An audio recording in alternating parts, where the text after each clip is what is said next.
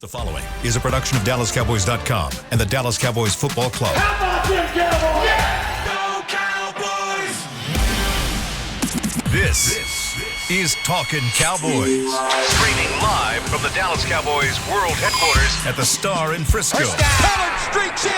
Touchdown. Parsons has sacked it. Prescott keeps it, and he bangs it in for the touchdown. And now your hosts, Isaiah Stanback, Nick Harris, John Machota, and Kyle Yeomans. It's an off-season edition of Talkin Cowboys presented by Black Rifle Coffee Company, live from the Star in Frisco, Texas, and the SWBC studios. Welcome in, everybody. We've got John Machota back in the building today. What's up, John? What's going on? Good to be back. Good to be back. It feels like we're in that lull. We've got Nick Harris and Chris Beam in the back. I'm Kyle Yeomans, but it's that lull between the Super Bowl and the Combine where there's nothing going on whatsoever. There's no pro days yet. There's no free agency yet. There's really nothing. It's the end of the coaching carousel. You get to see some hires. We'll talk about that a little bit later on. But, yeah, Nick, whenever you look at the NFL landscape, there's not anything happening, really. Yeah, the only thing you can really look at from the calendar is franchise tags are able to be applied starting today, going forward for the next 2 weeks. And but it doesn't look like this franchise is going to use one this year. We've talked about it ad nauseum, I believe, so far here in the offseason. And then during the season as well, it just doesn't make sense to put that tag on anybody right now going into 2024. So I would expect the Cowboys to be quiet in the next couple of weeks from that instance. But I think also you could look for, before free agency, I think there's a couple of things you could still look for this team. And one, it's a potential restructuring of Dak Prescott's contract. I think that's something you could kind of look at, but that could happen before free agency.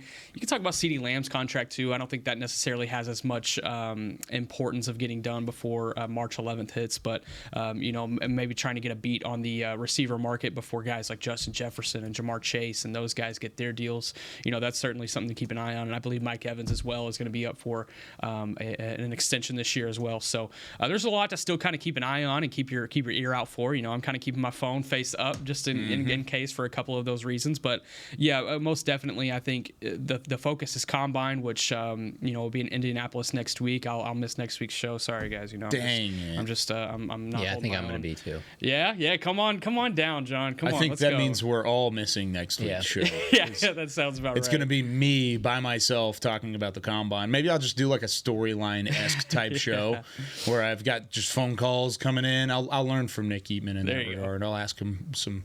So maybe that's how we do it. I don't know. Maybe the phone calls are you guys. It's you, maybe, and Indy, John and Indy, and then we can go to Isaiah and Mount Kilimanjaro. He got in yesterday after about 18 hours of flying. So did you see the first seat that he was in? So bad. It was. So bad. I mean, he looked like he was halfway down in a squat. Like he had zero leg room. For 18 hours? It was about like 4 hours. Yeah. So I think he went to Detroit first, so you know that flight. How long is that flight?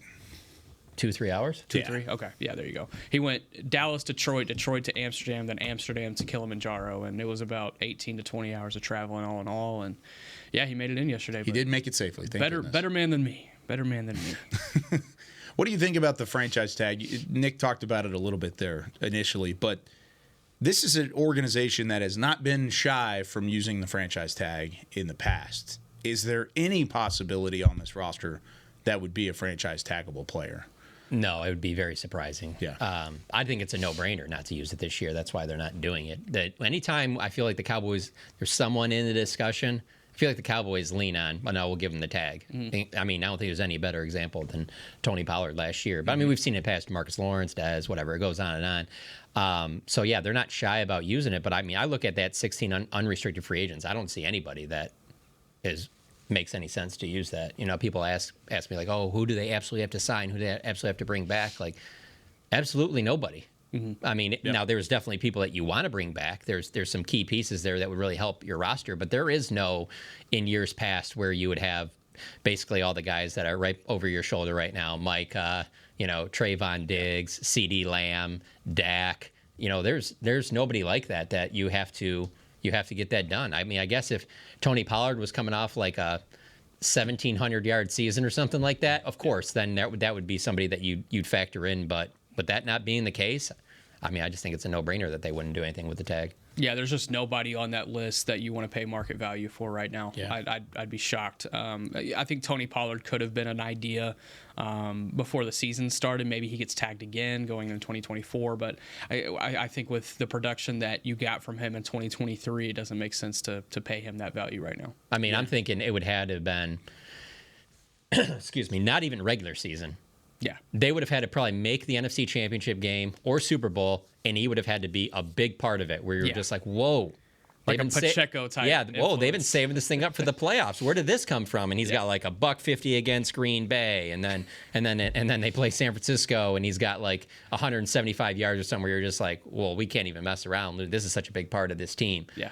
But I've always said that, covering this team, 13 years now. I've always said, going in, at this time in the offseason, I'm like, well, if the season ended differently, you can make a case for anybody. Because if it gets you finally to that Super Bowl, you can get wild. I mean, there's You want a to case keep everybody around at that point. If you're balling in the playoffs and you got this Cowboys team to a Super Bowl, I can make arguments for a lot of guys. But like I said, I've been covering the team for 13 years. That hasn't happened. So a lot of these decisions to me are relatively easy.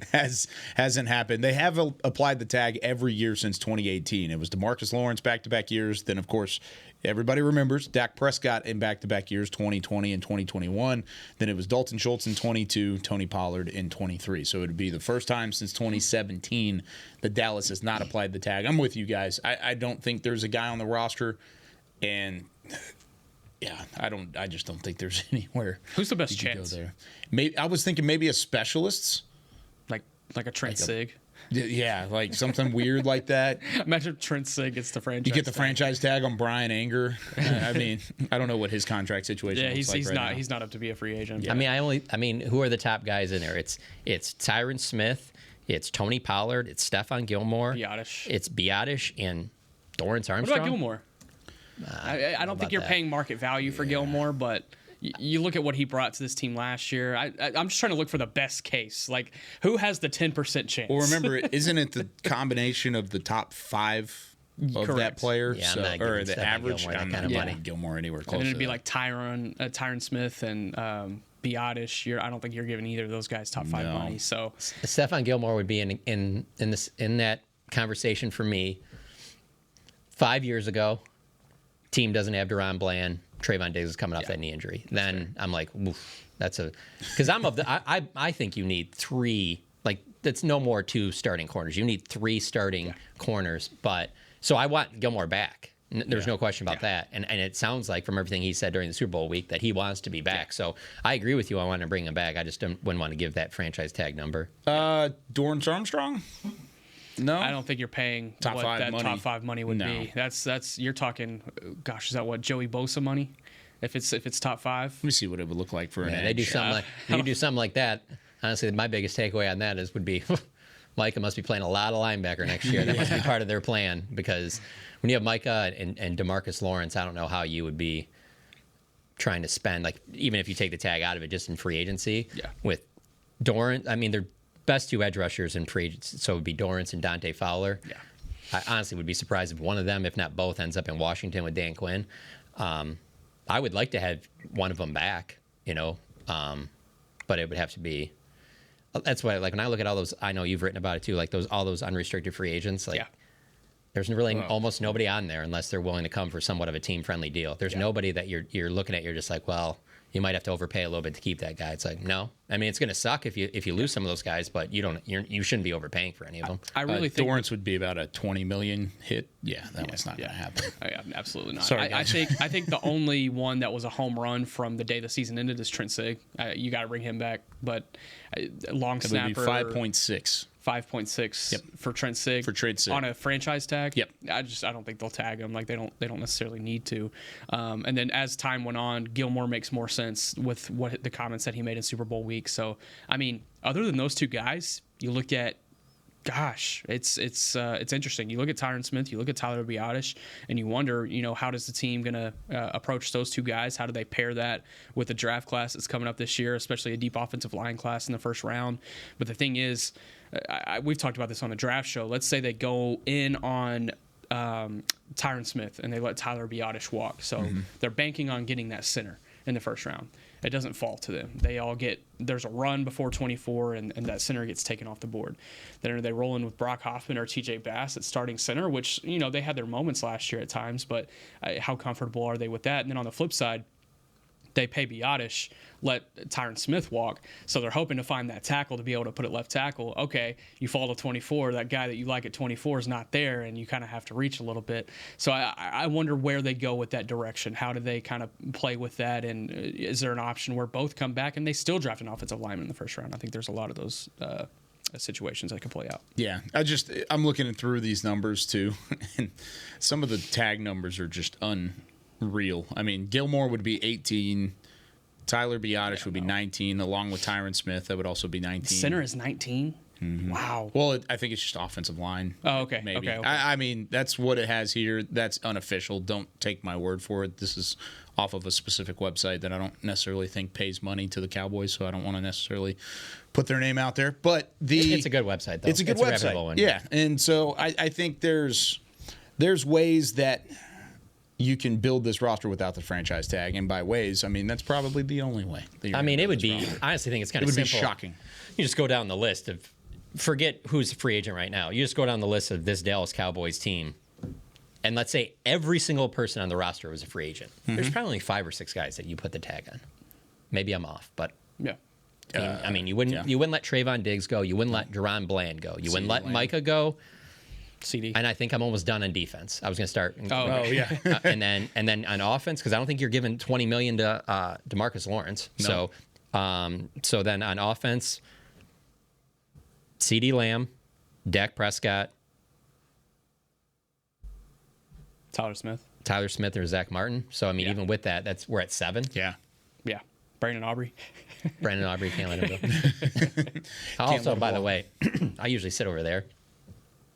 I'm a very distractible player. Oh, are you watching TV over here? I mean, when you look at that, Yeah. it's like very easy to be like, but I keep like looking over them like there's a lot going on. I'm very just wait till you if you sat in on a draft show, which by Yeah. the way we've got an open chair, so if you want to just stick Yeah. around, you can.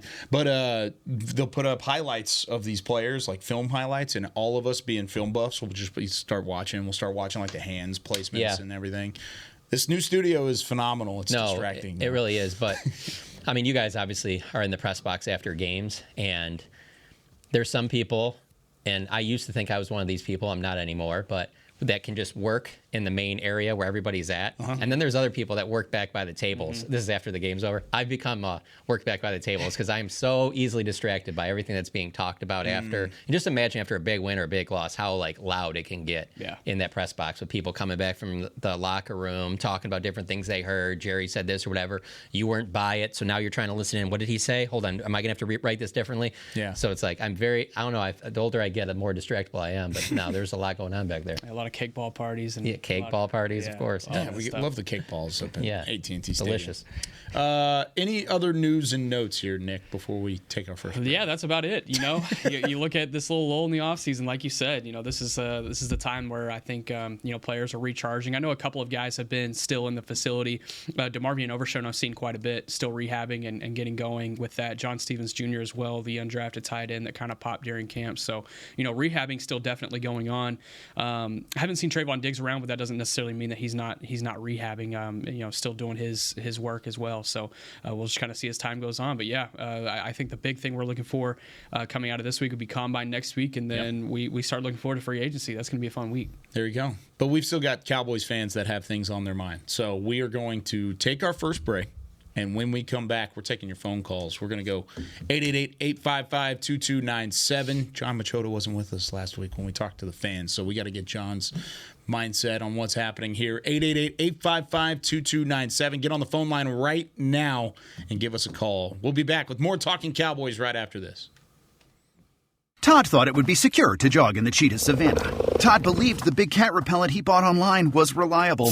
And now, Todd is trying to be faster than this cheetah that can run 80 miles per hour. But the good news is, Todd has AT&T 5G that is fast, reliable, and secure. And he learned the best thing to do is stop running and toss her the backpack with the beef stew. AT&T 5G. Fast, reliable, secure. It's not complicated. 5G requires compatible plan and device. 5G may not be available in your area. See att.com/5G for you for details. Black Rifle Coffee Company serves premium coffee to people who love America. When you drink Black Rifle coffee, you are directly supporting veterans, law enforcement, and first responders in your community. Black Rifle's expert roasters love coffee almost as much as Texas loves football, so it makes sense that America's Coffee partnered with America's team. Go online at blackriflecoffee.com and fuel up with the official coffee of the Dallas Cowboys. That's blackriflecoffee.com to fuel up today. Cowboys fans, after that move, we've just coined the term Rowdy Replay. Let's roll back the tape. Okay, there's our mascot Rowdy cheering on the boys. And now he's on his phone, on his Bank of America mobile banking app? Staying on top of his finances with his virtual financial assistant, Erica. Bank of America's digital tools are so impressive. Cowboys fans just can't stop banking. Learn more at bankofamerica.com/can't-stop-banking. Erica is only available in the English language. You must download the latest version of the mobile banking app, only available on select mobile devices. Message and data rates may apply. Member FDIC. Welcome back into Dear Doctor, the show where I answer life's questions with an ice-cold can of Dr. Pepper. Sheila, let's hear from our next caller, would you? Dear Doctor, my friend supported me during a tough time, but what's the right gift that says, thanks for being a shoulder to cry on? Okay, this one's easy. I say give her a delicious Dr. Pepper. Nothing says, thanks, girl, better than a one-of-a-kind soda. Yes, any Dr. Pepper flavor will do. Now, just a reminder that I don't need to be a real doctor to know that Dr. Pepper is the one you deserve.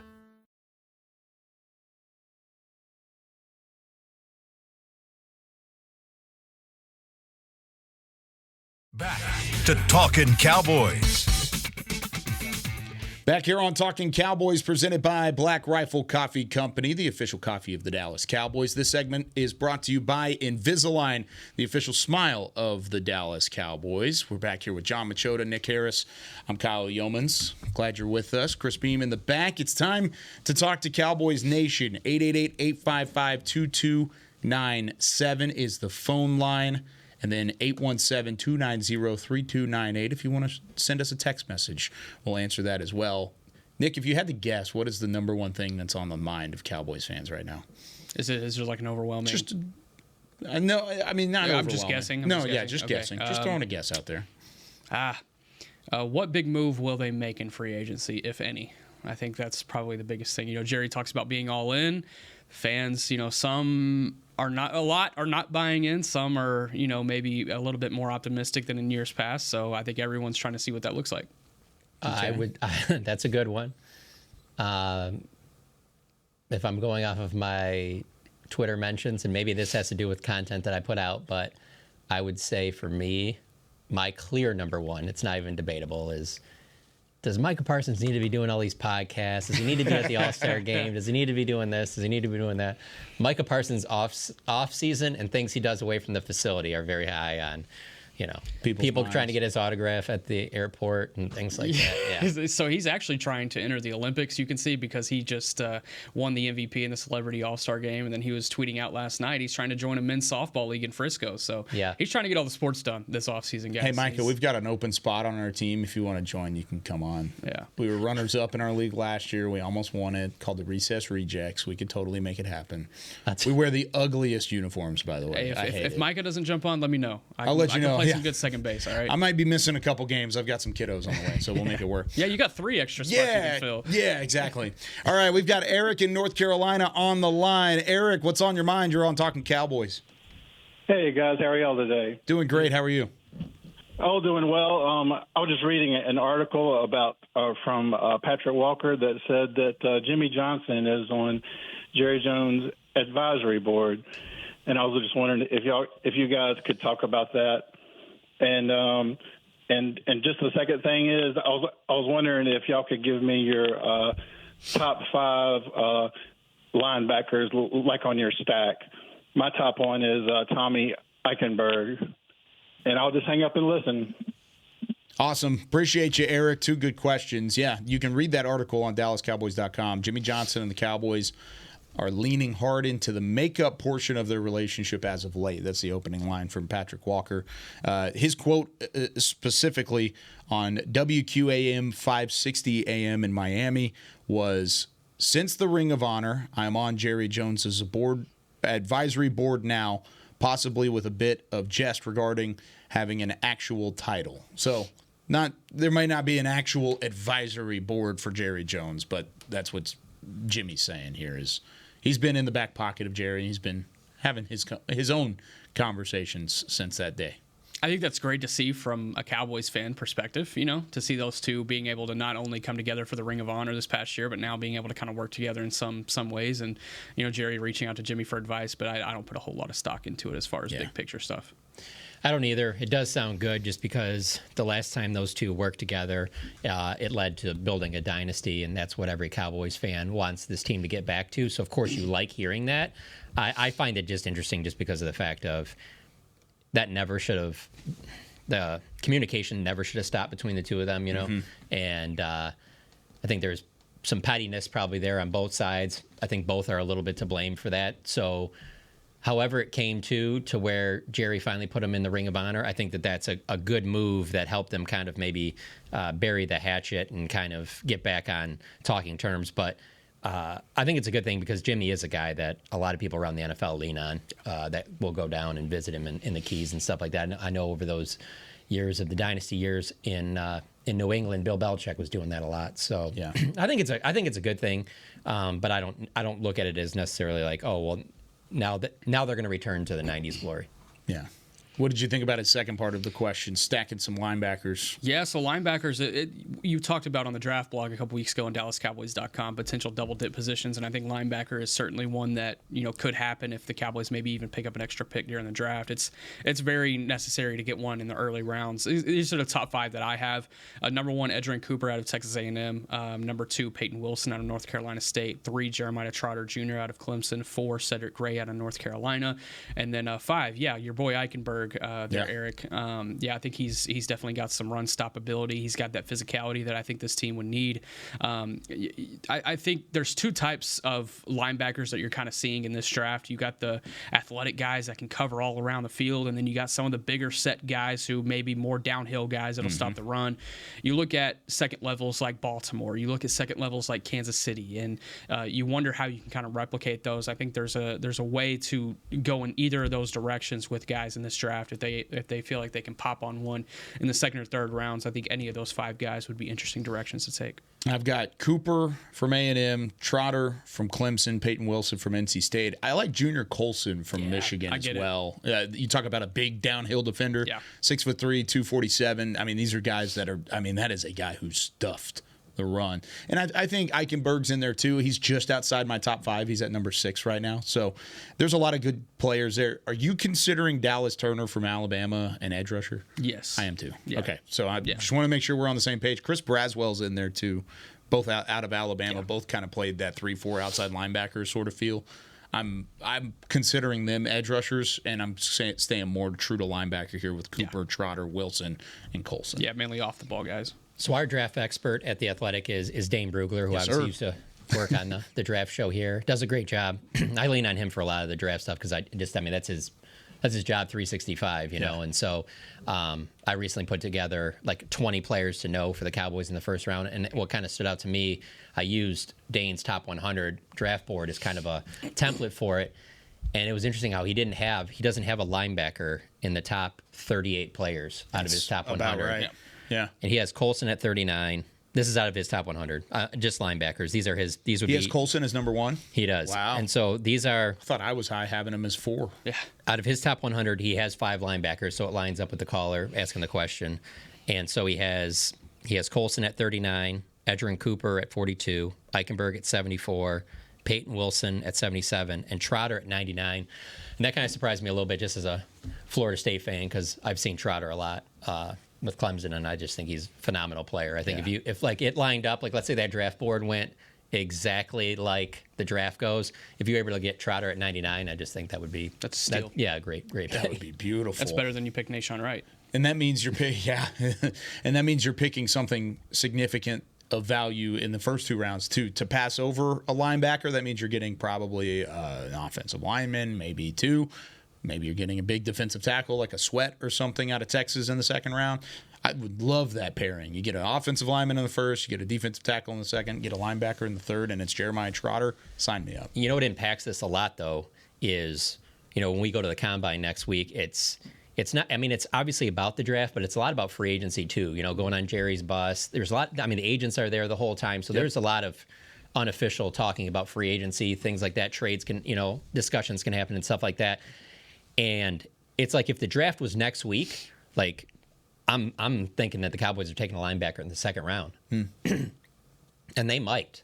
But if they make a trade between now and the draft, or they sign somebody in free agency because Mike Zimmer likes this linebacker, they want to bring in a veteran, and you pair that with what they have with Clark and Overshown, I mean, maybe they don't draft one, But as we sit here today, like ripping off those 5 names, like you'd think that there's a decent chance that the Cowboys draft one of those players because that's such a major position that has to be addressed. No doubt.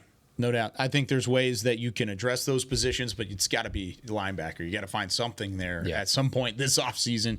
Since they haven't done anything yet, we're looking straight at the draft currently. All right, let's go to Nebby in Maryland. What's going on, Nebby? Hey guys, it's been a long time since I've been on this show, so I just got to say it feels great to be back on Talkin Cowboys. Yeah, Nebby, thanks for calling in. You've always been great.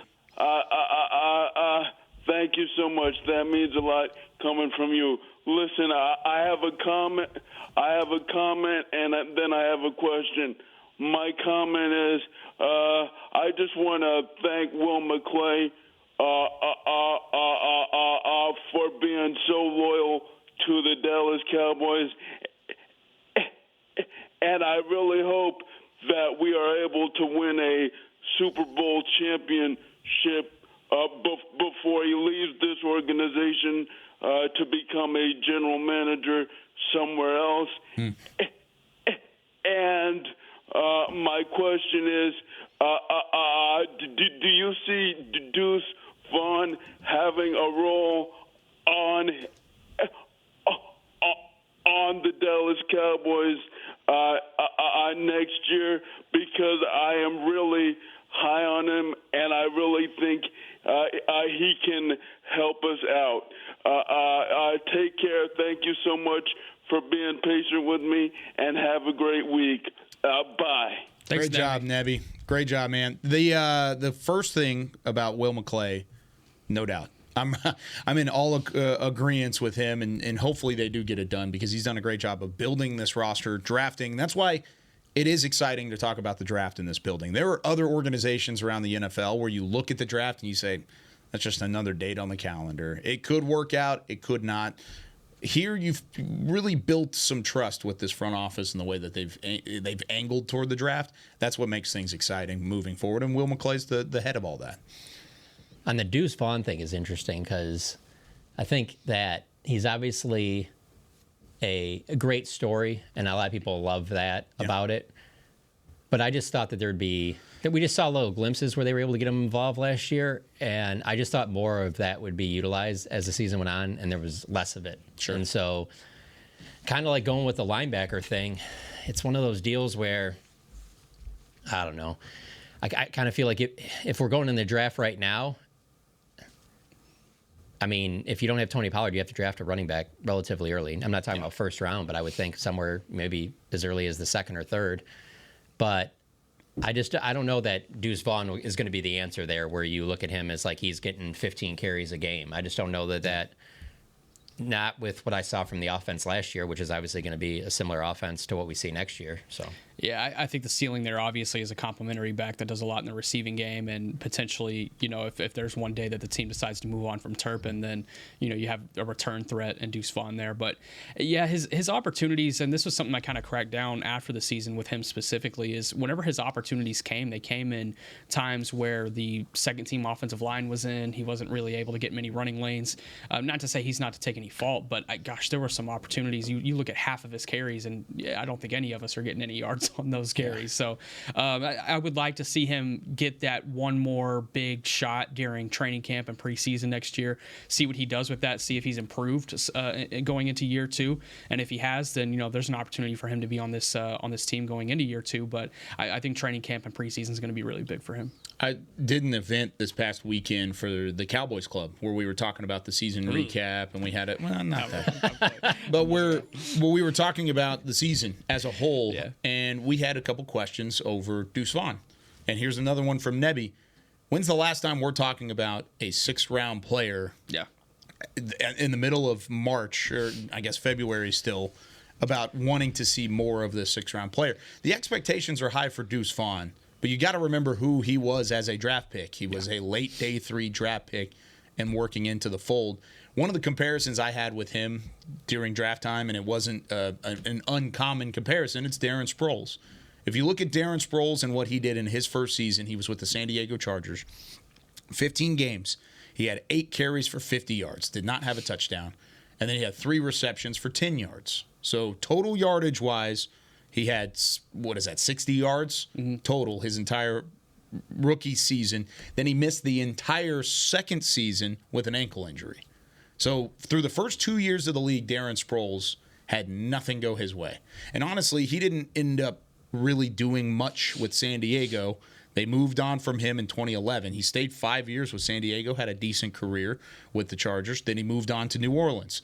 But then it was when he got to Philly in 2014 where things really hit the ground running.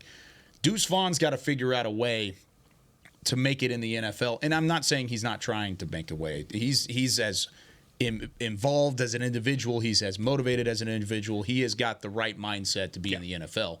But he's got to find a way to adjust to the pace of play. And teams are going to have to adjust into how they figure out how to use Deuce Vaughn. And he had 23 carries, 40 yards over 7 games. He had 7 receptions for 40 yards. So he actually had 80 yards of production compared to 60 for Darren Sproles. I'm not giving up on Deuce Vaughn just yet. But at the same time, you've got to look at where he is as a player. He's got a long way to go, and I think the team has a long way to go to find a way to use him. He had a couple of fun moments in preseason. He really did. They had great moments. It's that touchdown I'm looking at right here from the Seattle game. I forgot where he was getting spun down and he spun around and was able to make it work. 13 carries for 64 yards and 2 touchdowns during during preseason, right at 5 yards a carry. So I think there's still an opportunity for him to make some noise.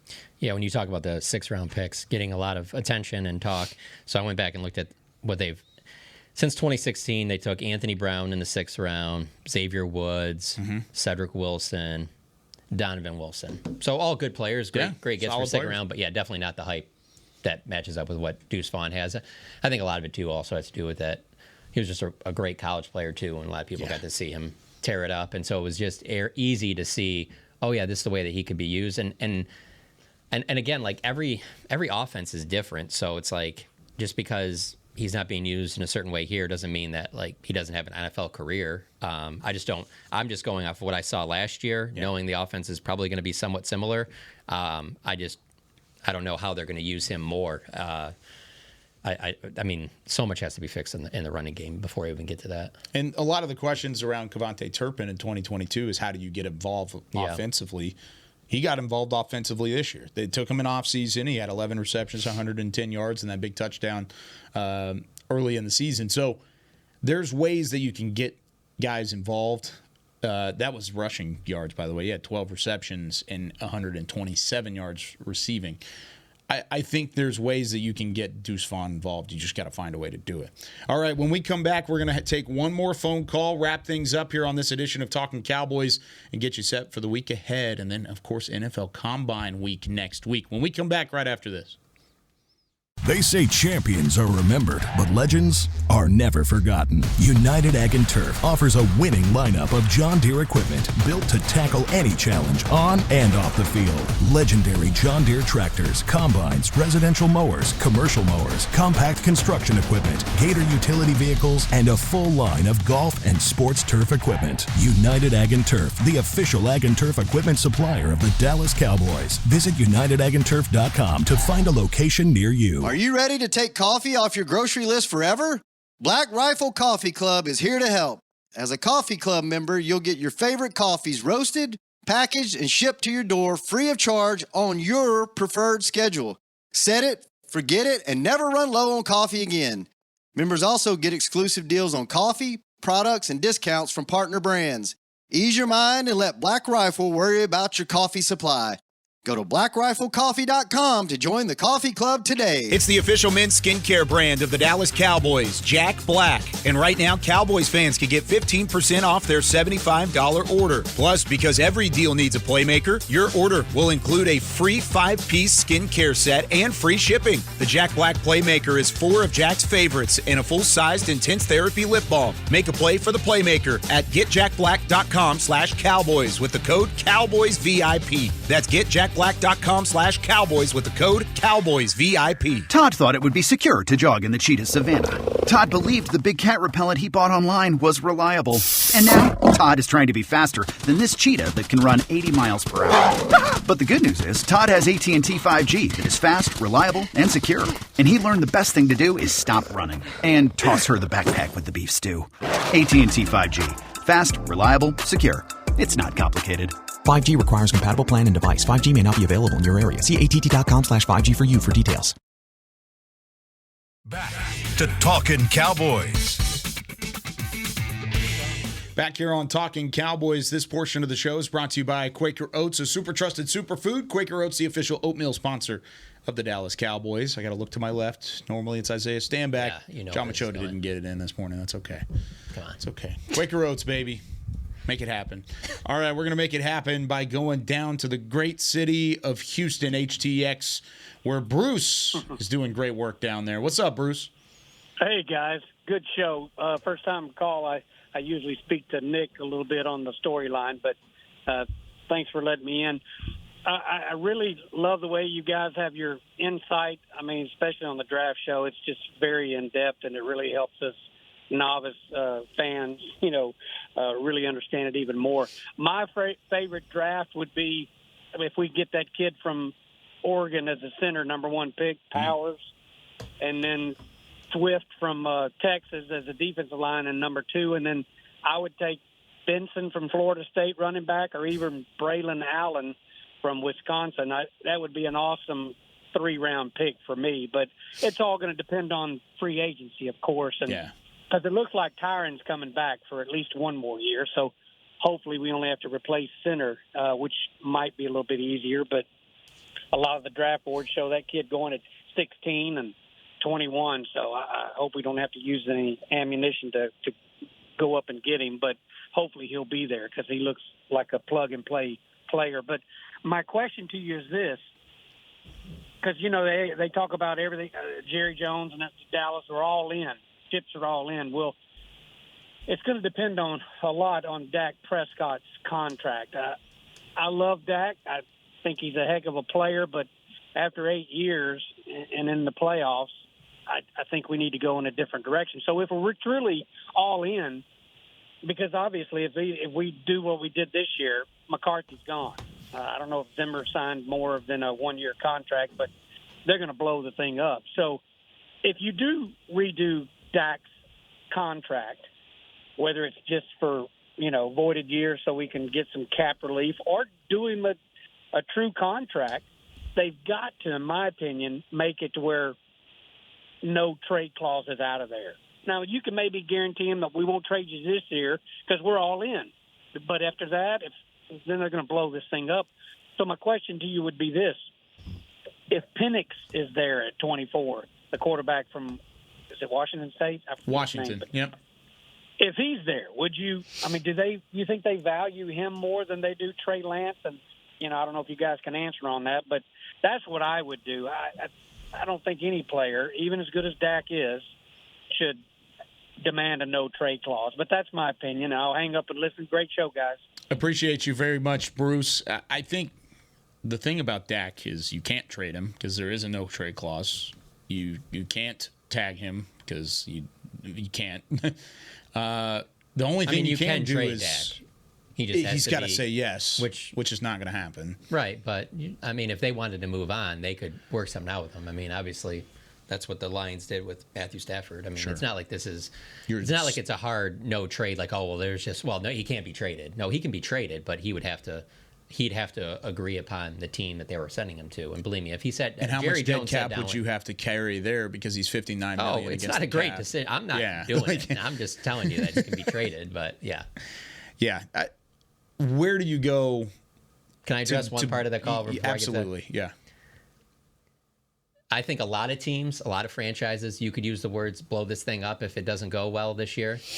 I just don't see any blowing up going here because even if you move on from the head coach, I don't see Dak going anywhere. I don't see CeeDee Lamb going anywhere.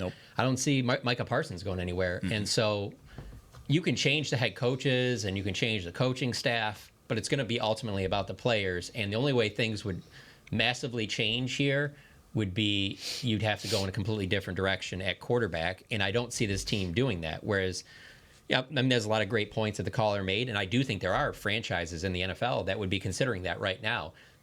But those are more aggressive franchises than this one is. Mm-hmm. And again, I'm going more off of since I've covered a team, but I've covered a team since 2011, and there's been no blowing up. I mean, it's literally gone from like it just rolls into the next thing. Like there was no blowing things up when they decided to go from Romo to Dak. There was no blowing things up when they went from Garrett to Mike McCarthy. And so while that could be a good thing, that might be the best thing that happens would be to blow everything up and start over new. I don't see that happening with this organization at all. If you trade Dak Prescott, your window is officially closed, and it's closed for 2-3 years until you can get a quarterback that you trust to be able to. Oh, I don't think that at all. Not in today's NFL. I do not think that at all. If you got the right player, I think that you've seen the Brock Purdy's and the Jalen Hurtses of the world that if they did draft that right player at 24, I could see it going that way. But that's a big risk because that player you drafted at 24 could also have the impact of Johnny Manziel. But if we're talking about blowing it up, you're not just trading Dak Prescott. You're trading CD. You're trading Micah. You're trying to get as many draft picks as possible because you're trying to blow it up. That's what I'm saying. It's the same point you just made about the head coach. Yeah. If the head coach goes somewhere, that doesn't mean Dak, CD, and Micah are following. Just because your quarterback goes somewhere doesn't mean CD, Micah, your head coach are following. It's just one specific move. Right. If you decide to do it all, then it might be a window of 2 to 3 or 4 years. I just meant, I guess, with the quarterback is that's the move that would blow things up because it's a quarterback-driven league. That's the thing that whatever organization you look at, successful and not, the quarterback position is the biggest barometer of why that team did or didn't have success. And I think Dak Prescott is a great barometer, just like Tony Romo was of the Dallas Cowboys. Mm-hmm. Very good. Can't get it done in January. That doesn't mean that they're bad. That doesn't mean that there's not 99% of the teams in the league wouldn't want to have that player, but they haven't been able to get it done in January. But they're obviously very good. I mean, this isn't just a Jerry Jones thing with Dak Prescott. Mm-hmm. Most people that know the NFL that are way smarter than any of us would think the Cowboys are crazy to move on from Dak Prescott. And I get that fans are frustrated and because the team hasn't had that success in January, but I don't see the team moving on because there's a way greater chance that you make it so much worse. And when I say so much worse, it's not just like, oh, next year, like I'm talking like for the next 10 years. Yep. Then if you keep trying to find ways to put pieces around Dak and then finally, get over the hump and maybe get hot in January. Well, and this is all great conversation as well, but even if, let's say, Dak does say yes to a deal, mm-hmm. he does agree and he lifts the no-trade clause to go somewhere, mm-hmm. what situation is he doing that for? Because it's going to be a situation that doesn't need a quarterback because it's going to take some draft capital. It's going to take a lot of a haul to get him out of Dallas in the first place. Plus, they're going to have to make the room from a cap standpoint, too. What situation is he going to go to and say, okay, I'll maybe sign off? Okay, well, he's got to agree to this, first of all. Exactly. And so he isn't agreeing to this on Jerry just sitting there mentioning it to him, in passing. That's obviously a sit-down meing. Yeah. And you know how pissed off Dak Prescott would be if you sat down and said that, hey, we're looking at trading you? So there's a lot of teams that he'd be like, oh, you guys think I'm the problem, huh? Okay, yeah. I bet you there'd be 5 or 6 teams, and they would be able to get something done. And you probably would see Dak Prescott play really well that next season for whatever team that was. So I don't see that happening. It's not a chance in the world. I was going to say a minuscule chance. I don't think there's a single option for Dak to be traded here. No. Dak Prescott's going to be here for a while. Yeah. Buckle in. Buckle up. All right, that does it for us here on Talkin Cowboys. Great calls as always. We might be back next week. We might not. Because we got a lot of stuff going on. We got a lot going on. Isaiah's still going to be in Africa. Me and John will be at the Combine, so we're going to have to figure that one out. Yeah, I'll fill the other seats. Maybe it's you and Josh. Yeah, maybe.